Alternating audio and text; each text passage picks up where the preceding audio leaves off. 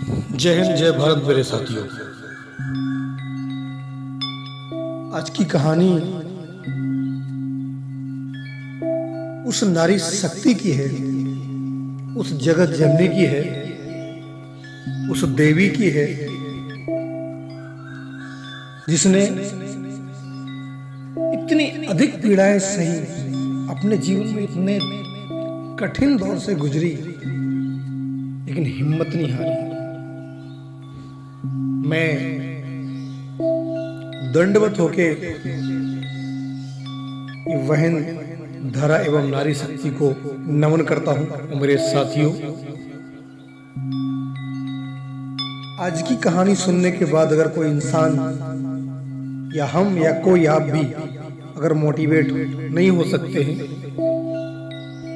तो शायद हमको लगता है कि इसके बाद कोई हमको या आपको मोटिवेट नहीं कर सकता है।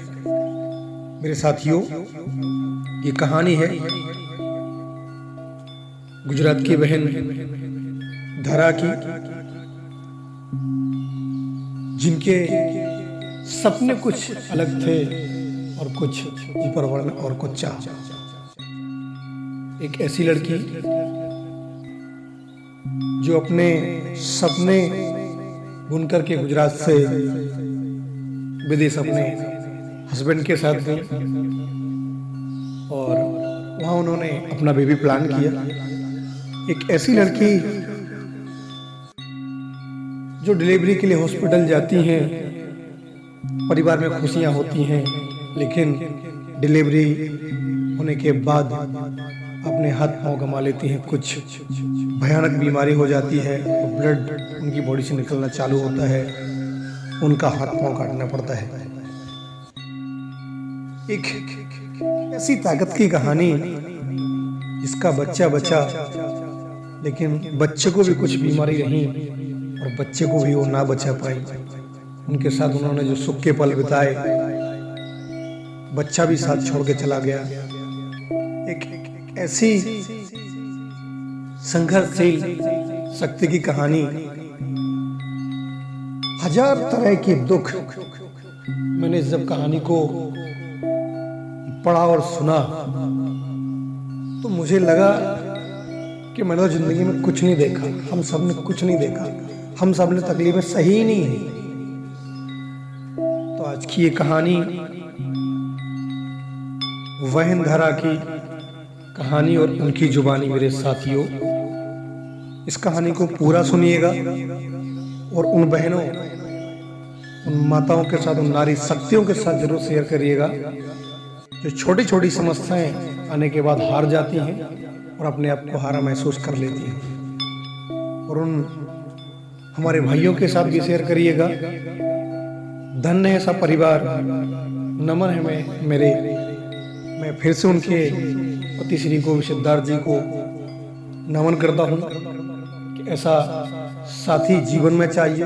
और धरा के माता पिता एवं उनके सास ससुर को भी मैं दंडवत प्रणाम करता हूँ कि उन्होंने इस बेटी को, इस नारी शक्ति को, इस साहस की कहानी को इतना सपोर्ट किया, तब जाके अपनी जिंदगी में आगे बढ़ पाई। तो आइए मेरे साथियों, वहन धरा की कहानी और वहन धरा की जुबान। हेलो एवरीवन, मैं हूँ धरा शाह। मैं डेलस टेक्सास यूएसए में रहती हूँ। वैसे मैं गुजरात से बिलोंग करती हूँ। मैं एक हाउसवाइफ हूँ और अब इनके साथ साथ एक सोशल मीडिया इन्फ्लुएंसर भी हूँ।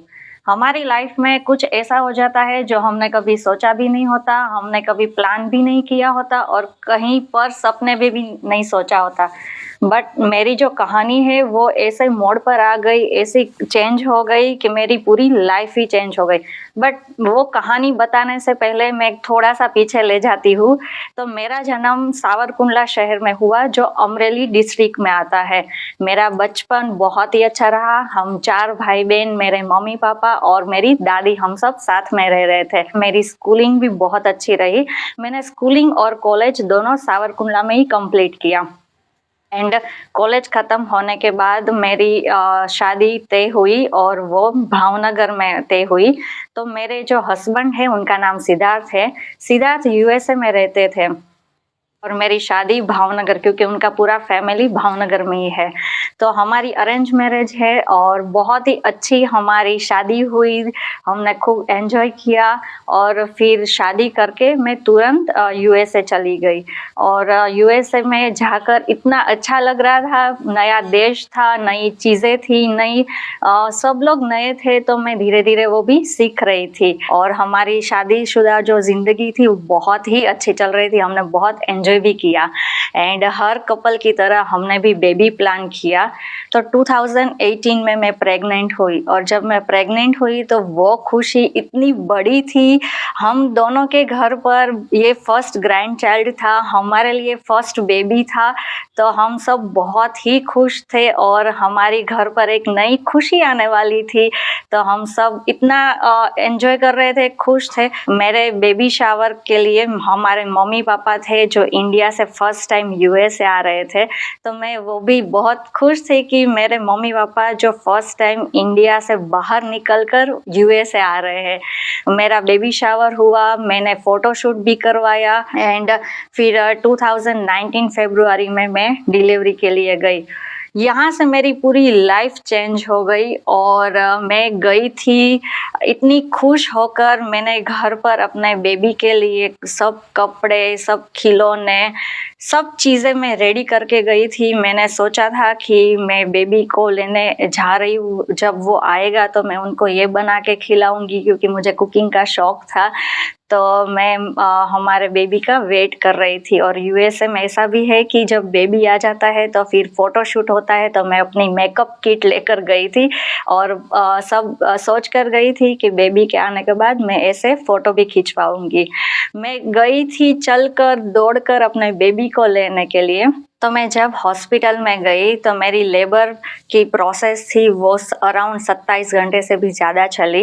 एंड फिर काफ़ी टाइम पुश करने के बाद डॉक्टर ने बोला कि अब ये नॉर्मल डिलीवरी नहीं हो सकती, सिजेरियन करना पड़ेगा, क्योंकि बेबी का हेड स्टक हो चुका है।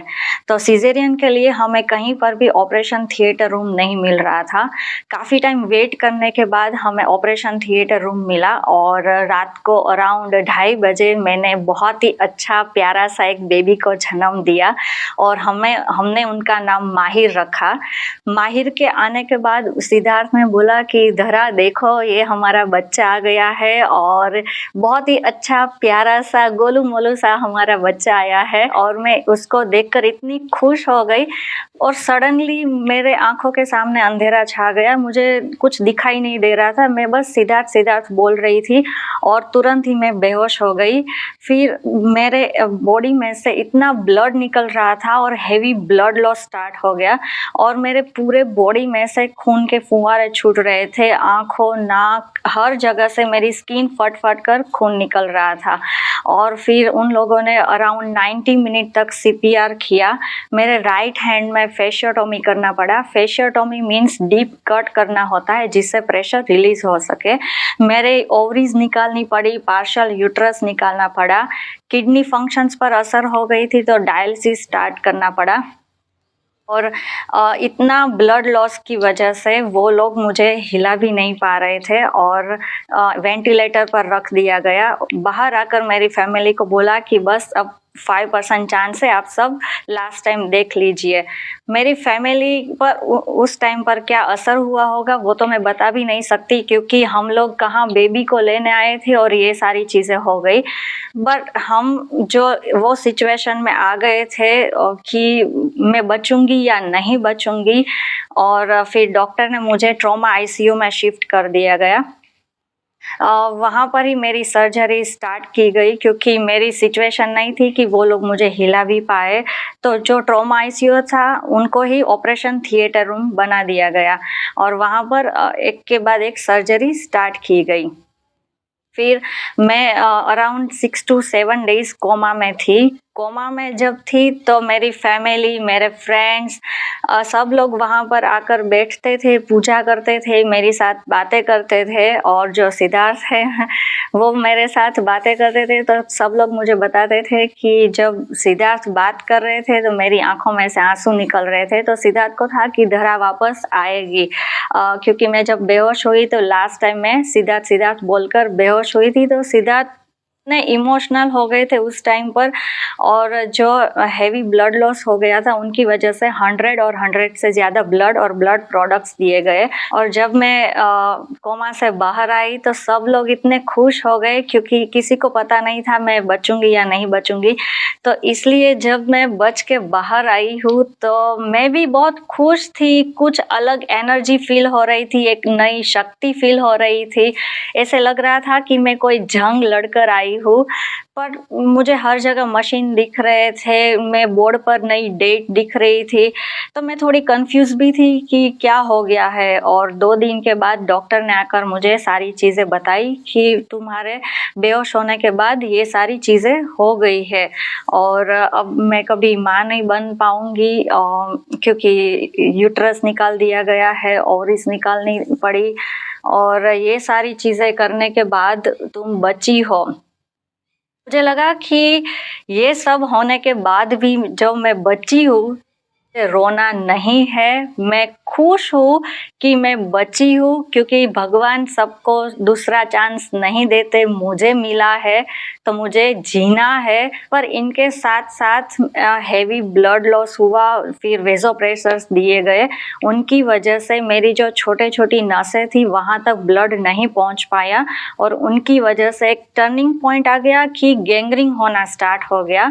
गैंग्रीन में मेरे दोनों पैर में गैंग्रीन हो गया। मेरा राइट हैंड जो ऑलरेडी ओपन था, मेरे लेफ्ट हैंड की सारी फिंगर्स उनमें भी गैंग्रीन हो गया। और जब ये गैंग्रीन हो गया तो मेरी फैमिली और सिद्धार्थ सबको इतना टेंशन था कि धरा को कौन बताएगा, कैसे बताएगा कि ये सारी चीज़ें हुई है, और अब हाथ पैर निकालना पड़ेगा। जो एक लड़की माँ बनकर अपने बच्चे को लेने आई है और अपने हाथ पैर गवा कर कैसे खुश रहेगी, क्या करेगी, कैसे करेगी, वो सारी चीज़ें उन लोगों के मन में चल रहा था। तो कौन मुझे हिम्मत से बताएगा, वो सारी चीज़ें चल रही थी। और फिर मुझे बताया गया कि ऐसे हाथ पैर में गैंग्रीन हो गया है और अब इनकी सर्जरी स्टार्ट करनी पड़ेगी। और मैंने अपना राइट हैंड देखा ओपन किया हुआ, तो मैंने बहुत आराम से इजीली अपने हस्बैंड को बोला कि इनको, मुझे लगता है कि मेरे राइट हैंड को निकालना पड़ेगा। और मैंने जब अपना राइट हैंड ओपन देखा तो मैं सारी चीज़ें हैंडल कर पा रही थी। मुझे नहीं रोना आ रहा था, मुझे कुछ दुख नहीं था, मैं बस जो चल रहा था, मेरा मन बहुत ही शांत हो चुका था और मैं सारी चीज़ें इजीली ले पा रही थी।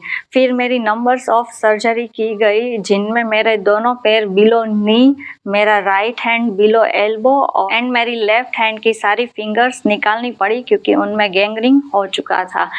फिर मेरी एक ग्राफ्ट स्किन की भी सर्जरी की गई, जिनमें थाइज में से स्किन निकालकर मेरे राइट हैंड में ग्राफ्ट स्किन किया गया है। जब मैं सर्जरीज में जाती थी तो मेरे लिए वो पेन नहीं था कि मैं सर्जरी में जा रही हूँ और मेरे हाथ पैर निकल रहे। मेरे लिए वो पेन था कि मेरे हस्बैंड, मेरे पेरेंट्स डॉक्टर के सामने हाथ जोड़कर खड़े थे और बोल रहे थे कि आप जितना हो सके उतना धरा के हाथ पैर बचाओ। तो मेरे लिए ये सारी चीज़ें पेनफुल थी। पर मैं जब सर्जरी में जाती थी तो ऐसे ही बोलकर जाती थी कि आप सब टेंशन मत लो, मैं आ रही हूँ, अभी थोड़ी देर में आ रही हूँ। और वैसे एक के बाद एक सर्जरी की गई। सर्जरी के बाद फर्स्ट टाइम सिद्धार्थ मेरे बेटे माहिर को मेरे पास लाए, उनको मेरी गोद में सुलाया। मैं थोड़ी सी दुखी भी थी क्योंकि मैं उनको टच नहीं कर पा रही थी, उनको दूध नहीं पिला पा रही थी, क्योंकि हर माँ का सपना होता है, उनको चाहिए कि वो अपने बच्चे को दूध पिलाए। पर मेरे लिए वो सारी चीज़ें सपना ही रह गया। पर मैंने जब माहिर को देखा तो मैं इतनी खुश हो गई कि हाँ, ये मेरा बेटा है जो मैं फर्स्ट टाइम देख रही हूँ माहिर को, और मैं बस उनको देख ही रही हूँ, खुश हूँ उनको देखकर।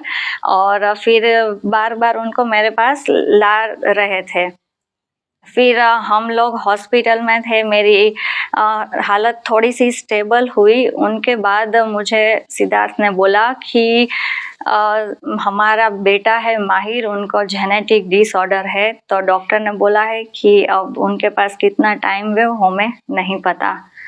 मुझे लगा कि मैं अपने लिए तो इतनी फाइट कर रही हूँ, अगर अब मेरे बेटे को भी वो फाइट करना पड़ेगा, उनको भी सफ़र करना पड़ेगा, तो ये हमारे लिए एक बहुत बड़ा झटका था।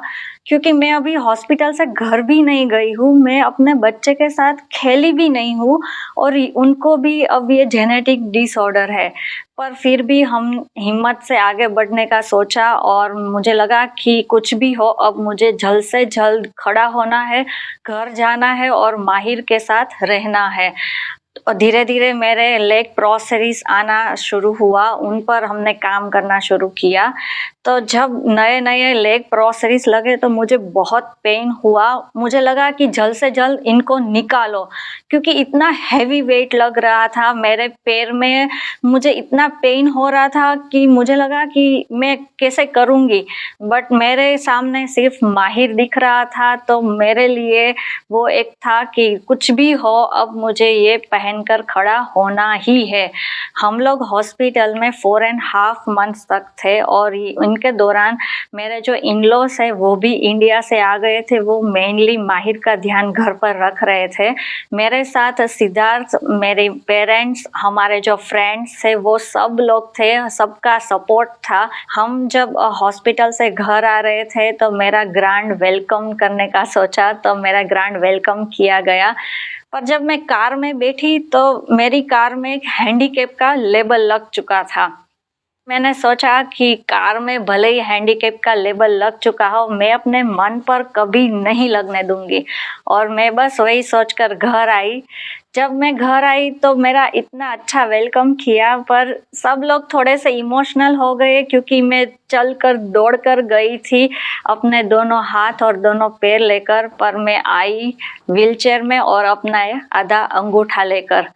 पर जब मैंने अपने बच्चे को फर्स्ट टाइम अपनी गोद में लिया तो मैं इतनी खुश हो गई, मैं अपनी सारी चीज़ें पीछे छोड़कर आ गई।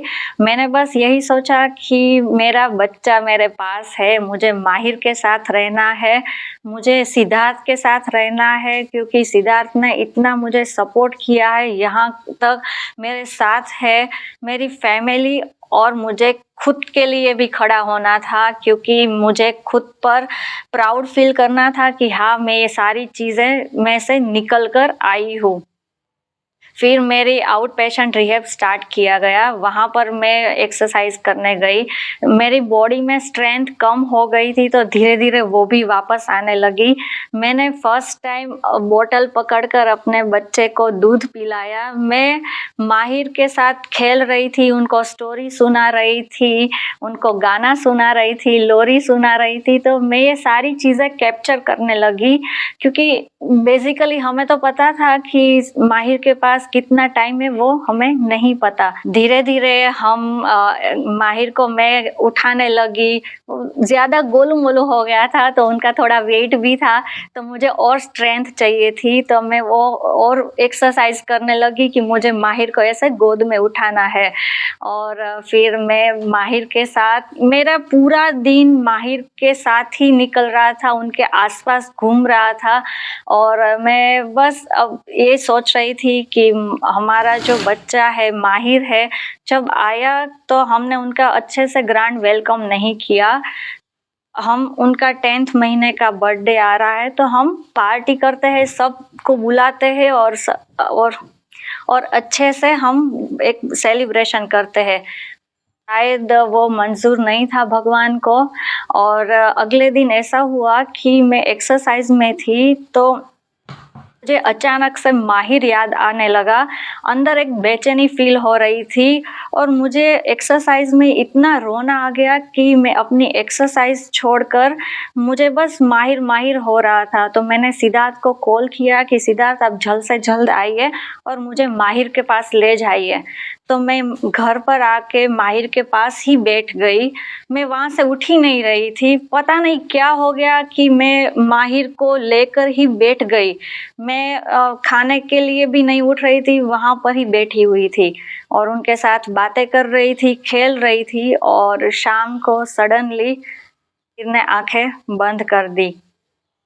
मेरे लिए ये इतना टफ हो गया। उस दिन मैं माहिर को बोल रही थी, माहिर एक बार उठ जाओ, एक बार मेरे साथ बातें कर लो, एक बार मम्मा के साथ बात कर लो, क्योंकि मैं अभी तो हॉस्पिटल से आई तो मैं बोल रही थी कि माहिर मैं इतने टाइम तुम्हारे से दूर रही हूँ, इसलिए तुम मुझे छोड़कर जा रहे हो ना, एक बार उठ जाओ। पर वो नहीं उठा। दूसरे दिन हमें वहाँ पर जाना था, उनको उनकी आगे की प्रोसेस करने के लिए। तो उनका पूरा बॉडी इतना ठंडा था। मैं उनको टच कर रही थी कि अभी भी माहिर उठ जाओ एक बार, पर वो नहीं उठा। मेरे मेरे लिए ये सारी चीज़ें बहुत टफ थी, बहुत रोना आया। 1 वीक तक मैं बहुत रोई, हर जगह मुझे माहिर ही दिख रहा था, हर जगह उनकी लोरी सुनाई दे रही थी, उनकी आवाज़ सुनाई दे रही थी। और 1 वीक इतना रोने के बाद शांति से मैं बैठी और मैंने बस यही सोचा कि अगर मैं इतना रोऊँगी तो माहिर को कैसा लगेगा, माहिर नहीं खुश होगा तो। और मेरा बच्चा इतनी कम एज में इतनी सारी चीज़ें वो सहकर गया है, उनको भी पेन हुआ होगा पर वो नहीं बोला था। तो वो इतनी सारी चीज़ें कर गया है, तो मैं उनकी माँ हूँ, तो खड़ा होना ही है, अपने बच्चे के लिए होना है और अपने हस्बैंड के लिए खड़ा होना है। मुझे सिद्धार्थ के साथ चलना है। वो मुझे व्हीलचेयर में लेकर चले वो मुझे नहीं चाहिए था। मुझे सिद्धार्थ के साथ उनका हाथ पकड़कर चलना था और मुझे माहिर के लिए खड़ा होना था कि हाँ, मेरी मम्मा कुछ कर सकती है, खड़ी हो सकती है। तो मैं बस यही सोचकर आगे बढ़ने का सोचा और मैंने वापस से आउट पेशेंट रिहैब स्टार्ट किया। मैंने एक्सरसाइज करना स्टार्ट किया और मेहनत करने लगी, पर कोविड आ गया। कोविड में मेरी एक्सरसाइज भी बंद हो गई, पर हमने घर पर ही प्रोग्रेस करना स्टार्ट किया और फाइनली वो दिन आ गया कि मैं व्हीलचेयर में से अपने आप खड़ी हुई और मैंने स्टेप लिए। तो जब मैंने स्टेप लिए तो सिद्धार्थ के लिए ये सरप्राइज था, क्योंकि मैं एक्सरसाइज में ये सीख कर आई थी और घर पे आकर जब मैंने ये स्टेप लिए तो सिद्धार्थ खुश हो गए कि वो डांस भी करने लगे। और फिर वो दिन हम सबके लिए दिवाली से कम नहीं था, क्योंकि किसी ने नहीं सोचा था कि धरा कभी व्हीलचेयर में से खड़ी होगी, पर मैं खड़ी हुई और मैंने अपने आप स्टेप लिए। और फिर कोविड में मैंने धीरे धीरे प्रोग्रेस करना स्टार्ट किया। मुझे कुकिंग का शौक था तो मैंने कुकिंग करना स्टार्ट किया। मैंने पहले व्हीलचेयर में बैठकर ही सारे काम करना स्टार्ट किया, जैसे आटा गूंदना हो, कपड़े फोल्ड करना हो। फिर धीरे धीरे मैं वॉकर लेकर हुई, वॉकर पकड़कर मैंने थोड़ा थोड़ा काम करना स्टार्ट किया। फिर मैं बाहर ऐसे कम्युनिटी में सिद्धार्थ का हाथ पकड़कर वॉक करना स्टार्ट किया एंड फाइनली मैं विदाउट सपोर्ट, किसी का हाथ पकड़ के बिना, मैं बाहर भी वॉक करना मैंने स्टार्ट किया। और ये चीज़ों के साथ साथ सोसाइटी के भी थोड़े से क्वेश्चन आ रहे थे कि सिद्धार्थ तुम धरा को डिवोर्स क्यों नहीं दे देते। मेरे इन लोग उन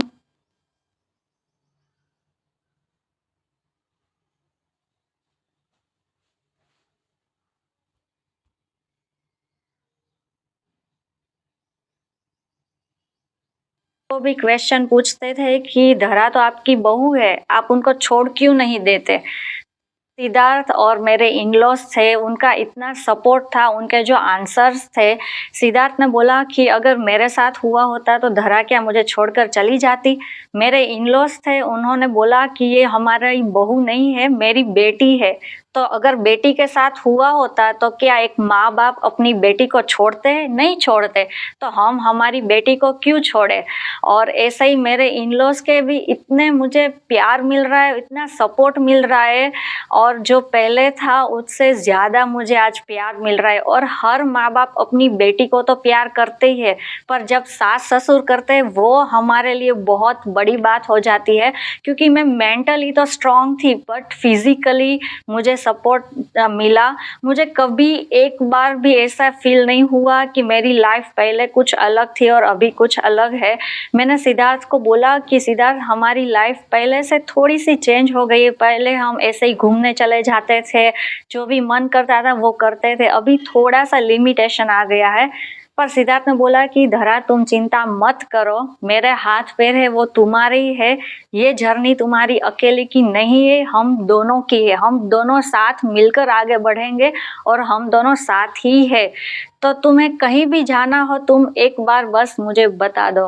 तो जब ऐसे सिचुएशन में ऐसे वर्ड्स आते वो मुझ में एक और ताकत देती थी, एक और एनर्जी लगती थी कि हाँ मेरे पास ये सारी चीज़ें हैं। और ऐसे ही सोचकर मैं आगे बढ़ रही थी और फिर मैंने सोचा कि हम सब लोग ऐसे 5 kilometre race, 10 kilometre race, marathon में पार्टिसिपेट कर रहे हैं, क्यों नहीं कर सकती, मैं भी कर सकती हूँ, सब लोग करेंगे तो मैं भी करूँगी। तो वैसे सोचकर मैंने भी प्रैक्टिस करना स्टार्ट किया।